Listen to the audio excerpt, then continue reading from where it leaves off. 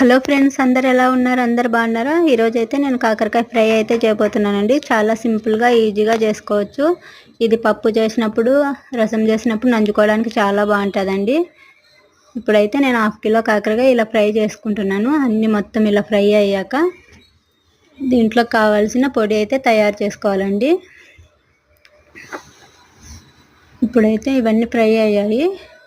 కొంచెం ఆయిల్ వేసి 1 స్పూను శనగపప్పు, 1 స్పూన్ మినపప్పు వేసి ఇలా ఫ్రై చేసుకోవాలి. మీకు కారం అయితే సరిపోయేంత వేసుకోవచ్చండి. నేనైతే ఒక 15 ఎండుమిర్చి అయితే వేసాను. కొంచెం జీలకర్ర, కరివేపాకు వేసి ఫ్రై చేసుకుంటున్నాను. చాలా బాగుంటుంది, మీరు కూడా ఒకసారి ట్రై చేయండి. ఇప్పుడు చల్లారాక ఇదైతే మిక్సీకి పట్టుకోవాలి. అంత మెత్తగా కాకుండా బరకగా పట్టుకోవాలండి. ఒక ఎల్లిపాయ గడ్డ, కొంచెం ఉప్పు వేసి మిక్సీకి పట్టుకుందామండి. ఇప్పుడైతే పొడి అయితే రెడీ అయిపోయింది కదా. కొంచెం ఆయిల్ వేసి జీలకర్ర, ఆవాలు, ఎల్లిపాయ, ఎండుమిర్చి, కరివేపాకు వేసి ఫ్రై చేసుకొని ఇప్పుడు మిక్సీకి పట్టుకున్న పొడి అయితే ఇందులో వేసుకొని ఫ్రై చేసుకుందాం. 2-3 రోజులు ఉన్నా కూడా ఏం పాడు కాదండి, చాలా బాగుంటుంది. హెల్త్కి కూడా చాలా మంచిది.